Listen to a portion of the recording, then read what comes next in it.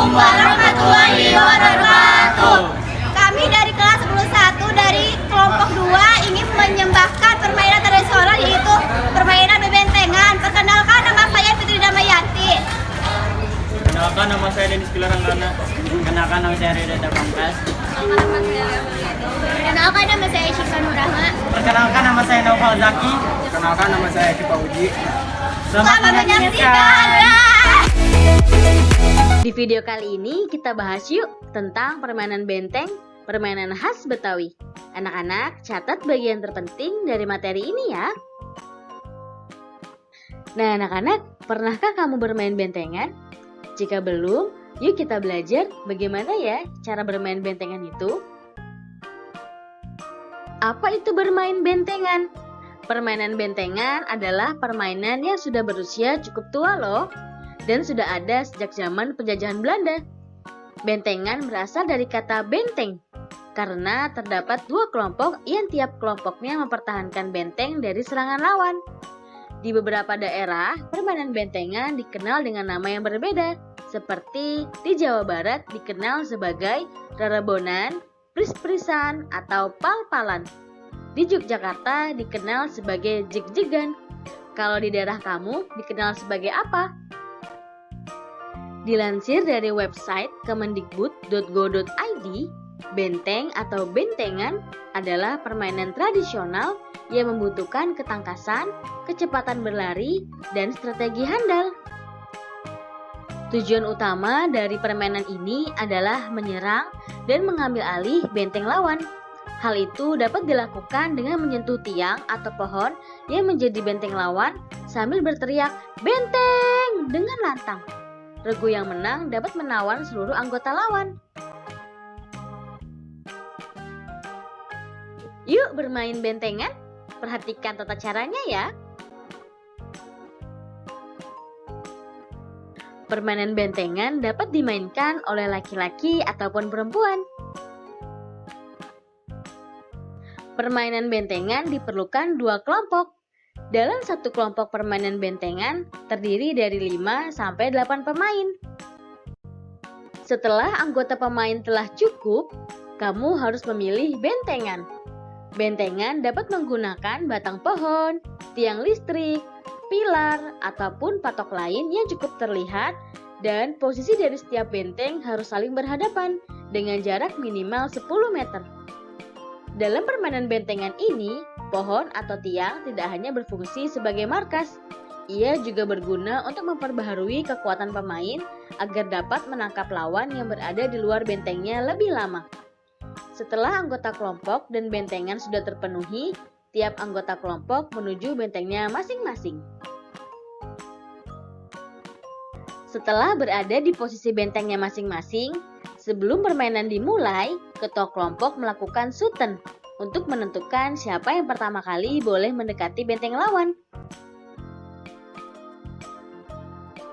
Di sekitar benteng tersedia area aman atau safe zone yang bisa dipakai anggota pemilik benteng untuk menunggu tanpa perlu khawatir disentuh musuh. Berdasarkan hasil shooten, kelompok ungu boleh berjalan terlebih dahulu mendekati benteng lawan. Dalam menentukan siapa yang menjadi penawan dan tawanan, ditentukan dari waktu terakhir saat penawan atau tertawan menyentuh benteng mereka masing-masing. Orang yang paling dekat waktunya ketika menyentuh benteng berhak menjadi penawan dan bisa mengejar serta menyentuh anggota lawan untuk dijadikan tawanan. Tawanan akan ditempatkan di sekitar benteng lawan, biasanya sambil memegang benteng dan meregangkan tangan sejauh mungkin untuk dapat memudahkan usaha pembebasan dari anggota kelompoknya. Untuk dapat membebaskan tawanan, anggota kelompok harus menyentuh bentengnya terlebih dahulu, kemudian menyentuh anggota tubuh tawanan seperti tangan, jari, ataupun pundak tawanan di daerah lawan, dengan tetap berusaha agar tidak tersentuh lawan. Jika seluruh anggota regu tertawan, maka permainan berakhir dengan pemenang adalah pihak yang berhasil menawan anggota lawan. Permainan juga dikatakan berakhir jika salah satu anggota berhasil menyentuh benteng lawan tanpa terkena sentuhan dari anggota benteng lawan, dan menyebutkan kata benteng dengan lantang. Dalam permainan bentengan, kita memerlukan strategi. Seperti pada perang, bentengan memerlukan strategi untuk memenangkan permainan. Salah satu strategi permainan ini adalah dengan membagi anggota kelompok menjadi penyerang, mata-mata, pengganggu, dan juga penjaga benteng. Penyerang bertugas mencari celah agar dapat menyentuh benteng lawan. Mata-mata bertugas mencari lawan yang telah lama tidak menyentuh benteng. Pengganggu bertugas memancing lawan untuk keluar dari daerah aman. Penjaga benteng harus menjaga benteng mereka dari pihak lawan yang ingin menyentuh benteng. Manfaat bermain bentengan yang pertama, dapat melatih kecepatan dan kelincahan dalam berlari. Kedua, dapat melatih daya tahan serta kekuatan karena dalam permainan ini pemain dituntut untuk terus berlari. Ketiga, dapat memupuk kerjasama antar kelompok. Keempat, bersosialisasi dengan orang lain. Kelima, meningkatkan kesehatan diri. Nilai luhur dari permainan bentengan, yang pertama, cinta budaya lokal.